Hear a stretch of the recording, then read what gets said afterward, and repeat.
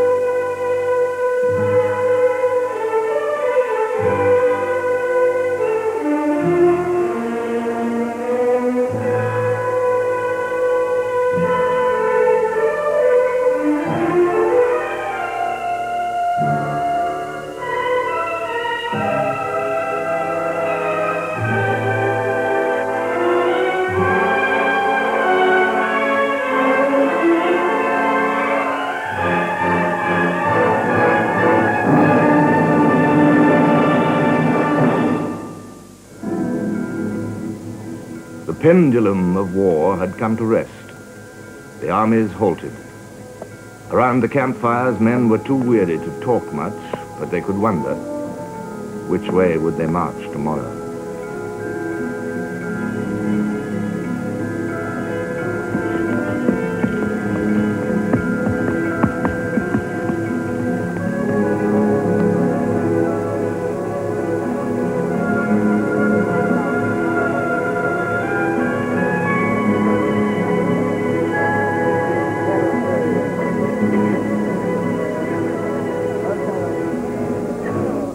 For 15 days, the Allies had been in constant retreat. For 15 days, the great weight of the German armies had pressed steadily down towards Paris and the heart of France.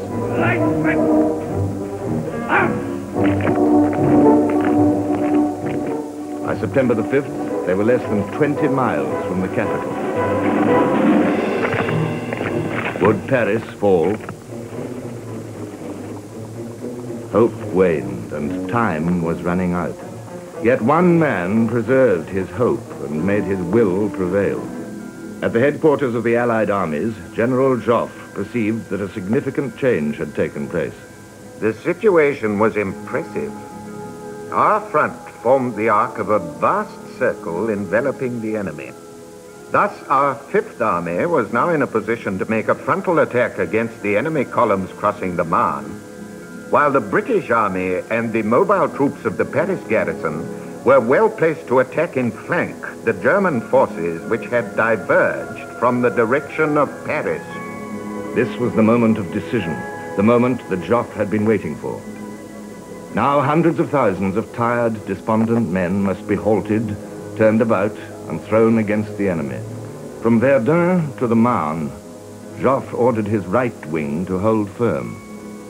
The German Second Army was marching southward, at some distance from the First. The French Sixth Army would strike in from the west. As von Kluck turned to meet this threat, the French Fifth Army and the BEF could march upon the gap in the German line. One thing was essential: the BEF must march. Once again, Joffre visited Sir John French to explain his plan and plead for British aid. And finally, clasping his two hands in front himself, he turned to Sir John French and said, "Monsieur le Maréchal, c'est la France qui vous supplie. Field Marshal, it is France which is begging you." It was so moving that Sir John French, who was awfully British, very unemotive himself, was so moved that he struggled with the French language once more. He couldn't get anything out. And turning to somebody, he said, "Tell him that anything that men can do, our men will do. We will attack tomorrow." word began to filter down the line that we were on the move in the reverse direction.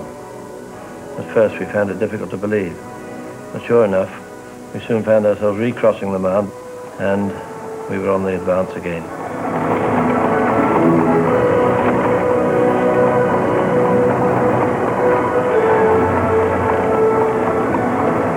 Well, the revulsion of feeling is impossible to describe. From being tired, worn out, demoralized creatures, we became what we were intended to be, trained soldiers with the enemy in view, and off we went. The happiest day of my life. We marched towards the rising sun, wrote a British officer. It was September the 6th, 1914.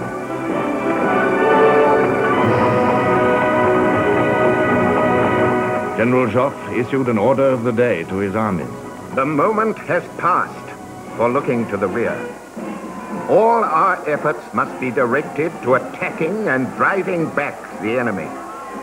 Troops who can advance no further must at any price hold on to the ground they have conquered and die on the spot rather than give way. Under the circumstances which face us, no act of weakness can be tolerated. Slowly, the pendulum started its counterswing. The Germans resisted strongly. North of Paris, General Monory's army was heavily counterattacked and in danger of defeat.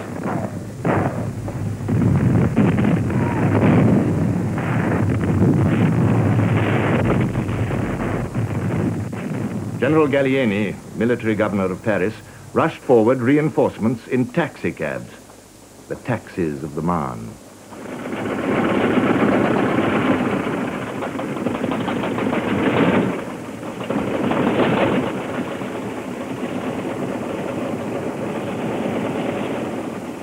The men they carried just sufficed to prevent a collapse. But the center was the vital area. Here, the French Fifth Army and the BEF thrust forward into the widening gap between the armies of von Kluck and von Bülow.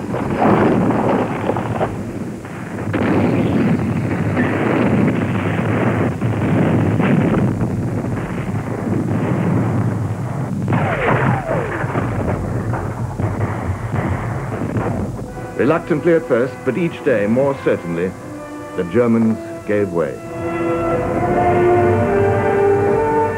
On September the 11th, Joffre telegraphed to the Minister of War, "The Battle of the Marne is an incontestable victory for us."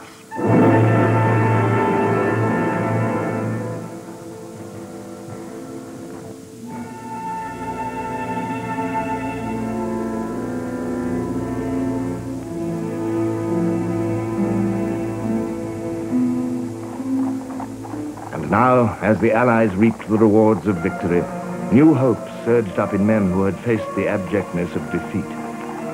Could the Germans be hustled back to the frontier, out of the rich provinces of France which they had overrun? Could the Allies stage a swift and shattering pursuit, back to the Rhine in 3 weeks, perhaps? Optimism spread its wings. General Sir Henry Wilson compared notes with an officer of Joffre's staff. Berthelot asked me when I thought we should cross into Germany. And I replied that unless we made some serious blunder, we ought to be at Elsenborn in 4 weeks. He thought 3 weeks. Vitesse, vitesse, urged General Foch. En avant, soldats, pour la France, cried General Franchet d'Espèré. But General Haig, commanding the British First Corps, remarked, "I thought our movements very slow today, in view of the fact that the enemy is on the run." The movements were too slow. Broken bridges, tiredness, overcaution, brave fighting by German rearguards, all combined to slow the Allied advance. On September the 13th, Haig's corps reached the River Aisne and pushed up along the wooded spurs of the Chemin des Dames ridge, the Ladies' Road, running along the heights beside the river from Soissons. They were just 2 hours too late. A German army corps, released by the fall of Maubeuge, marched 40 miles in 24 hours, with a quarter of its infantry falling out on the way, and arrived in the nick of time to block the British advance.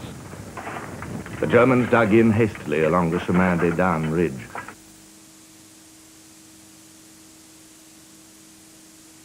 Their turn. Beginnings of trench warfare were now seen. On September the 16th, Joffre told his army commanders, It seems as if the enemy is once more going to accept battle in prepared positions north of the Aisne. In consequence, it is no longer a question of pursuit, but of methodical attack.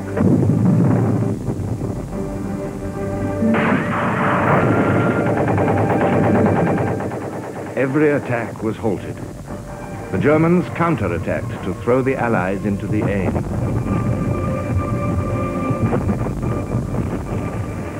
They also failed. Losses mounted on both sides. At the end of the month, General Haig said, In front of this corps and for many miles on either side, affairs have reached a deadlock, and no decision seems possible in this area. Joffre had already reached this conclusion. So had the German High Command. Simultaneously, Allies and Germans moved against each other's flanks. So the war, which had burned its way southward so swiftly, rolled back northward like a forest fire under a changing wind. The flames fed upon new countrysides, Picardy, Artois, Flanders. This was the race to the sea. All through these days of frustration on the Aisne, by railway, on horseback, on foot, thousands by bicycle, the soldiers of both sides were on the move. Populations which had hoped to be spared were driven before the storm. And in the north, the thunder of great guns was heard again. On September the 28th, the Germans began a violent bombardment of the outer forts of Antwerp. The King of the Belgians, with his army and his government, had taken refuge in this great port. Antwerp was heavily defended by rings of powerful forts, with some 150,000 Belgian soldiers inside them. On October the 1st, the London Times said, We do not think that there is any need to worry about Antwerp. But the next day, the British government heard that the Belgian army was proposing to abandon the city. The news, says Sir Winston Churchill, seemed not only terrible, but incomprehensible. Churchill himself sped across the sea. He promised the Belgians Allied support and persuaded them to wait. Naval armored cars came up the coast from Ostend, and troops of the newly formed 7th Division, using any sort of transport they could find.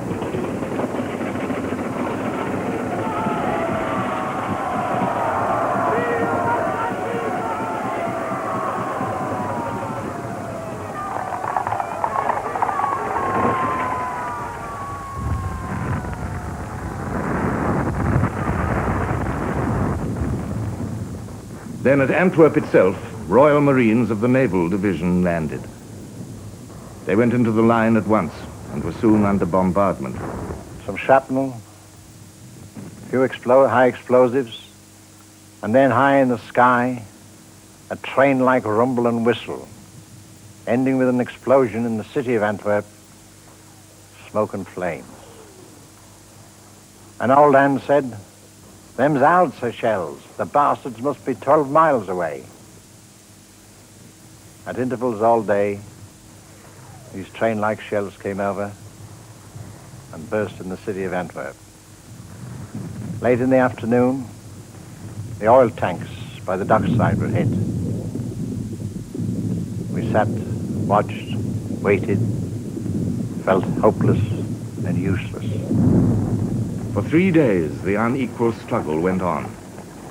But the Allies had nothing to match the heavy German howitzers which had already battered down Liège and Namur. On October the 7th, the inevitable end was in sight. The Belgian government left for Ostend, and the field army began its withdrawal down the coast.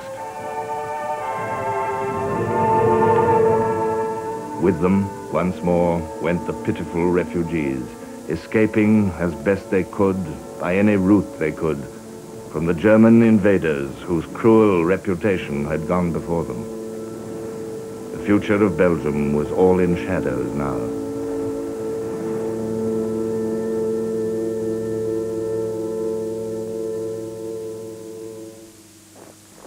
On October the 9th, the Germans entered Antwerp. Now the flames of war licked down the coast to join the great blaze of battle from the south. The Belgian army fell back to Dixmude, where it joined a magnificent detachment of French Marines. And division by division, the British Expeditionary Force, transported from the Aisne, was coming into action near the old Flemish market town of Ypres. Their arrival filled the last remaining gap in a line of battles from the sea to Switzerland. It was the final act of the war of movement. At Ypres, the last great encounter battle of the Western Front opened with glittering promise for both sides. General Foch was now in charge of all the Allied forces in the north. He was quite clear about what he had to do. The question was, would we have the time and did we possess the means of effecting a breakthrough before the enemy could complete defensive measures against which we would be more or less impotent? This was the effort we were about to make. It was an attempt to exploit the last vestige of our victory on the Marne. The Germans now had a new commander. Von Moltke had failed, and now Erich von Falkenhayn had replaced him as Chief of Staff. He too was clear about his task. The Allied threat to the German right wing must be eliminated. If this at least was not done, then the drastic action against England and her sea traffic, with submarines, airplanes and airships, which was being prepared as a reply to England's war of starvation, was impossible. It was also questionable whether the occupied territory in northern France and western Belgium could be held. The prize, concluded Falkenhayn, was worth the stake. For both sides, the stake at Ypres consisted of everything they had.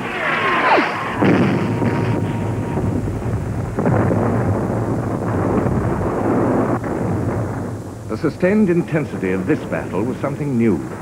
Crisis after crisis flared along the line. In the north, the Belgians were hard-pressed, defending the last few square miles of their native soil from the invader.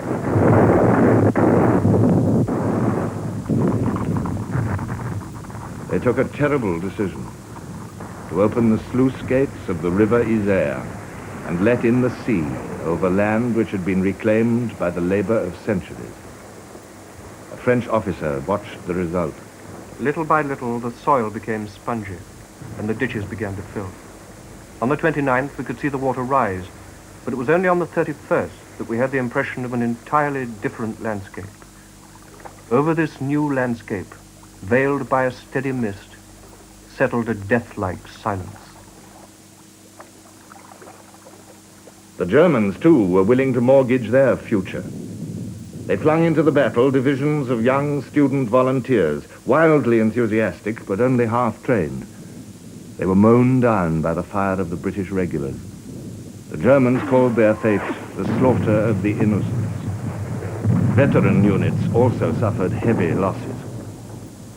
We ran approximately 100 yards when we came under a machine gun fire which was so terrific that the losses were so staggering that we got orders to lie down and to seek shelter. Nobody dared to lift his head because the very moment the machine gunners saw any movement, they let fly. And then the British artillery opened up. And the corpses and the heads and the arms and the legs flew about, and we were cut to pieces.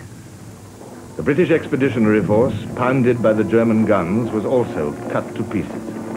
And these men were irreplaceable. They were Britain's only trained troops. By the time the battle was over, the old British army was gone past recall. Its losses in this battle totaled nearly 60,000. Already, before it ended, the consequences were seen. The territorials made their appearance.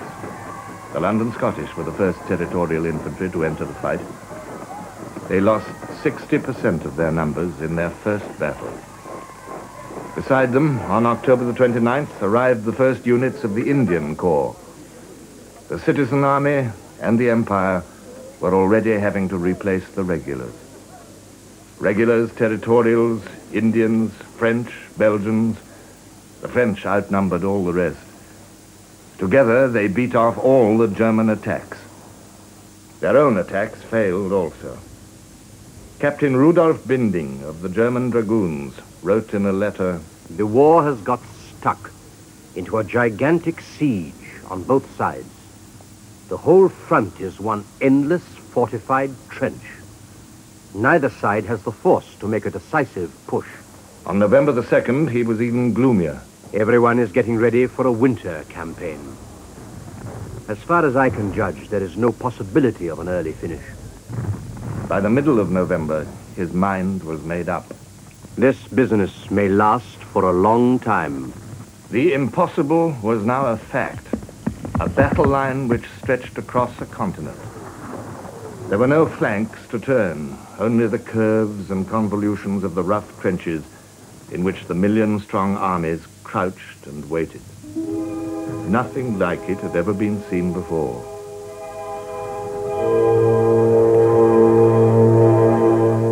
All the plans had gone awry. All the careful preparation of Germany, all the brave improvisation of the Allies, all the heroism of the soldiers had produced stalemate. The stalemate was universal. In Serbia, where the war began, the same incredible spectacle was seen. On August the 12th, the Austrians entered Serbia on what they took to be a short, punitive campaign, which would swiftly bring down this upstart Slav kingdom to the dust.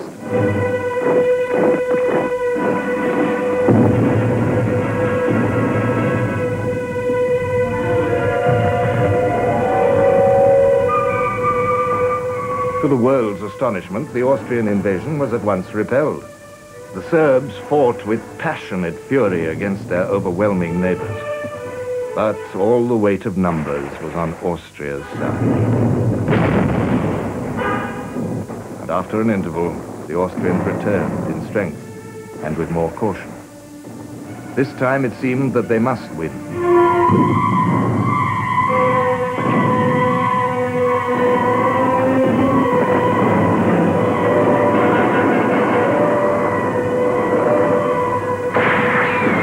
December the 2nd, they entered Belgrade for the second time. Easy enough. Belgrade was right on the border. But once again, the Serbs made a remarkable rally. By the 15th, the Austrians were out of Belgrade again, and Serbia was cleared of the invaders. The campaign had been brutal and bloody. The Austrians lost 227,000 men, more than half the numbers of their invading forces. This was a war of Austria's making, but Austria was out of luck. The great bulk of the Austrian armies marched to meet the Russians, marched with enthusiasm, believing in the strength of their German allies. Less than 50% of these men were Austrians and Hungarians. The rest, mostly Slavs, had little desire to fight for the Habsburg Empire. Many of these soldiers knew no more German than the 80 basic army words of command. Yet the German victory of Tannenberg in August lent the Austrians hope. Their commander-in-chief, Field Marshal Konrad von Hötzendorf, had visions of a Tannenberg of his own against the Russian southern group of armies. On September the 6th, the main bodies of the Russians and Austrians met around the town of Lemberg. There was bitter fighting.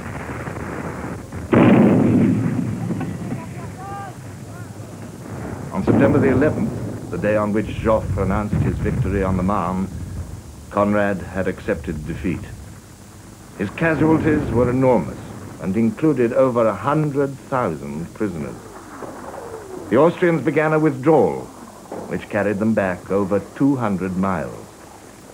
A lasting blow had been struck at Austrian morale. German staff officers cruelly summed it up in the saying, "We are fettered to a corpse." The Germans had reason for bitterness.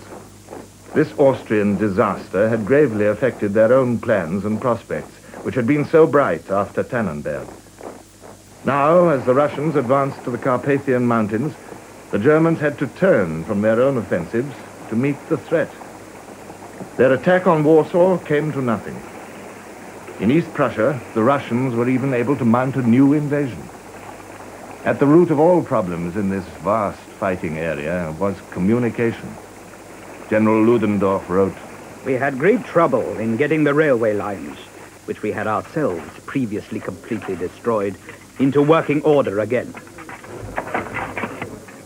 The Russian winter arrived, halting all the armies in their tracks. Germans, Austrians, Russians, they burrowed holes for shelter, struggled to keep warm, and waited for better times. Ludendorff said, "The 1914 campaign had not brought a decision, and I could not see how one was to be reached in 1915. In the East, as in the West, it was stalemate. This, too, was going to be a long business.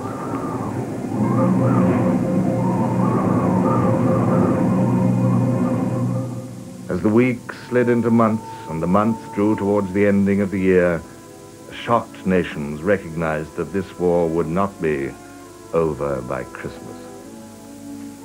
In France, tight censorship concealed the full truth of what had happened since the 3rd of August. But in hundreds of thousands of homes, nothing could conceal the loss of a husband, a brother, or a son. 995,000 Frenchmen were killed, wounded, or missing in 1914.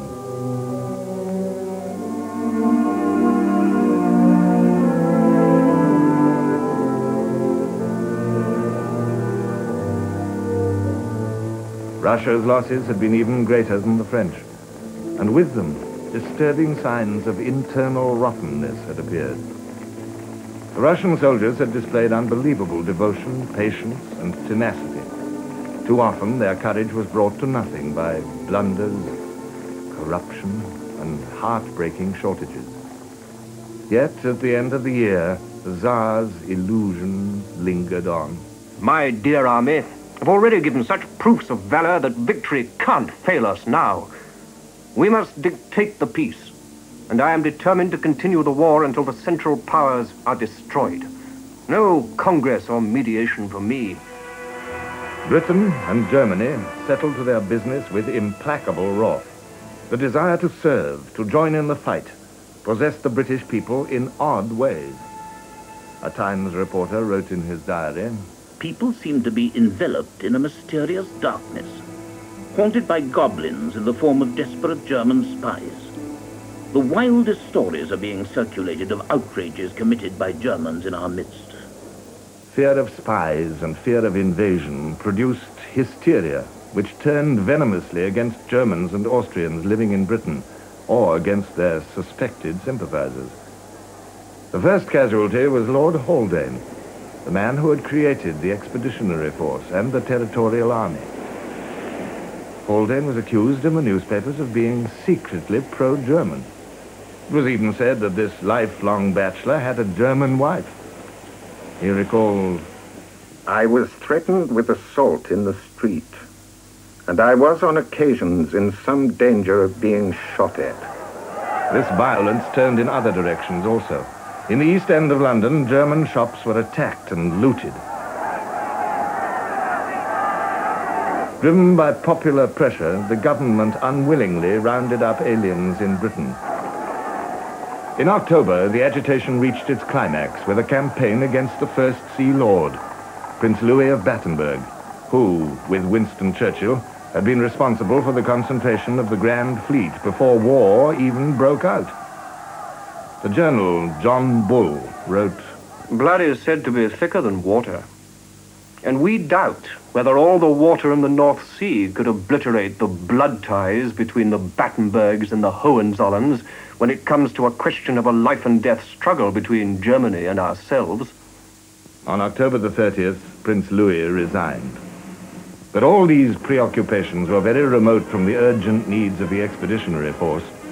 On August the 7th, the Prime Minister requested Parliament to sanction an increase of the army by 500,000 men. The response was immediate and impressive.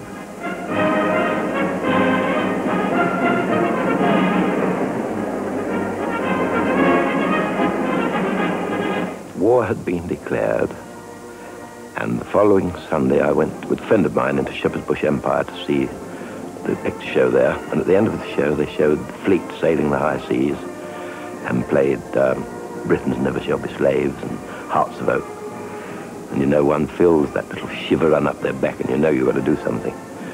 I was just turned 17 at the time, and on the Monday I went up to Whitehall, knew Old Scotland Yard, and enlisted.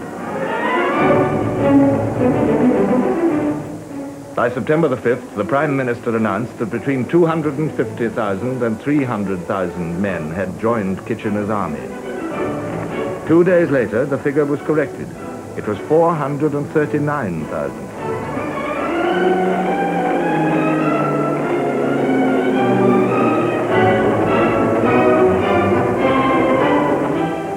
The patriotic fires burned high. A letter to the Times cried out, Reform Club, Pall Mall.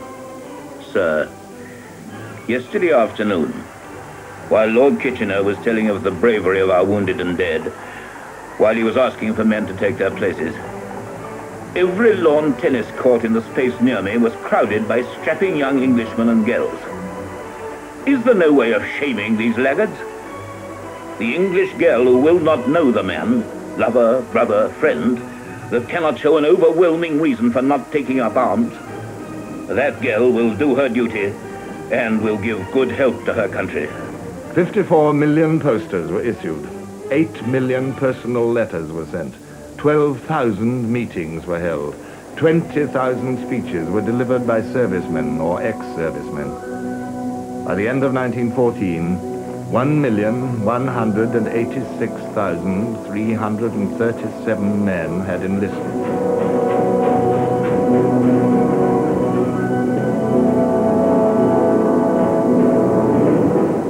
And this was not all.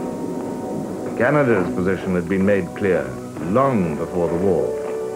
In 1910, her Prime Minister said, "When Britain is at war, Canada is at war.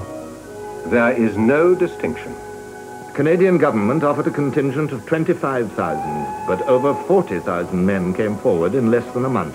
Their chronicler, Lord Beaverbrook, wrote, No mere jackbooted militarism inspired them.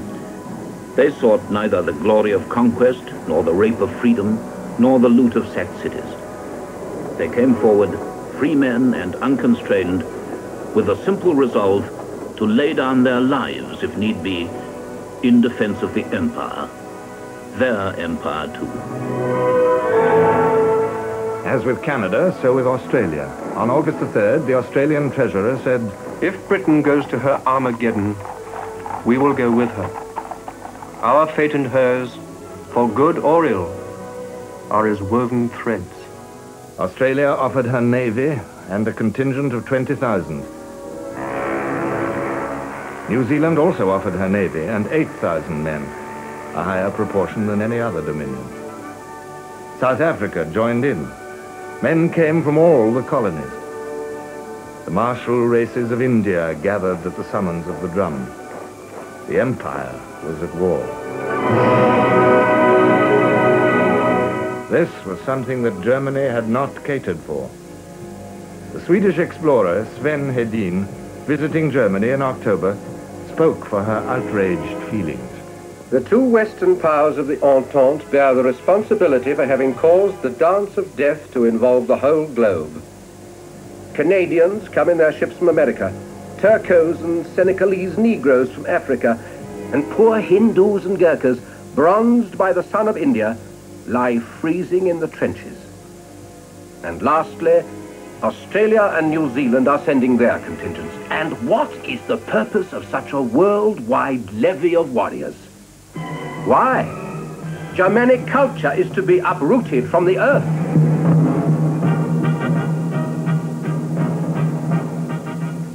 Victorious, yet thwarted of total victory, Germany set her teeth and hardened her will. At the end of October, the president of the National Bank in Berlin told the correspondent of the New York Sun, "It is a fight between England and Germany. To the bitter end, to the last German, if need be. England has wanted it, so let it be. We want no quarter from England. We shall give none. Now it is death, destruction, and annihilation for one or other of the two nations. Tell your American people that. And say the words do not come from a fanatic, but from a quiet businessman who knows the feelings of his people. Tell America not to be misled by peace talk. There is not going to be any peace. This will be a long war." In an ugly mood, the nations settled down to fight it out.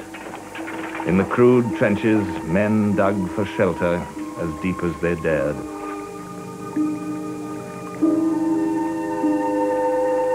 The manhood of Europe discovered a new way of life, with death never far away. They were surprised to find that Christmas had overtaken them.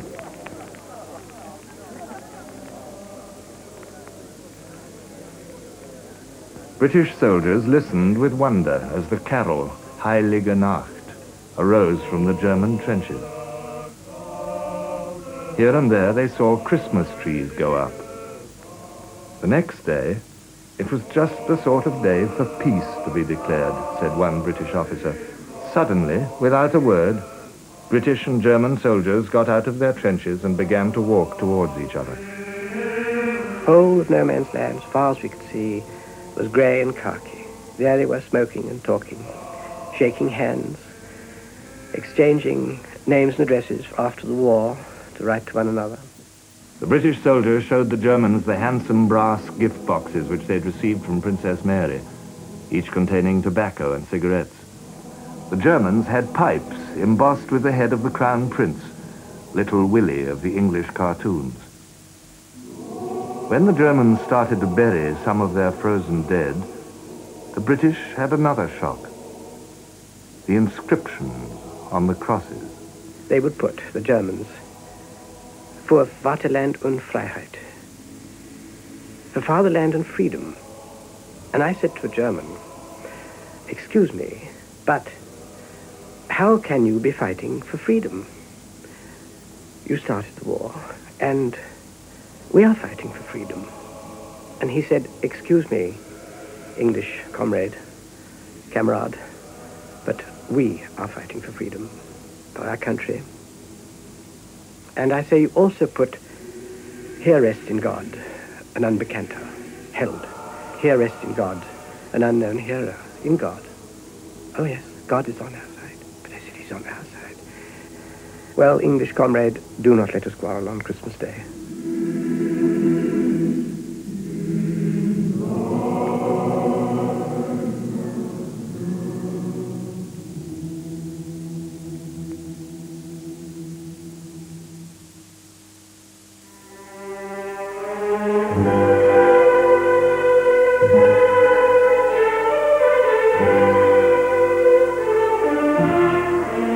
And you can see the next episode of The Great War in a fortnight's time here on BBC4.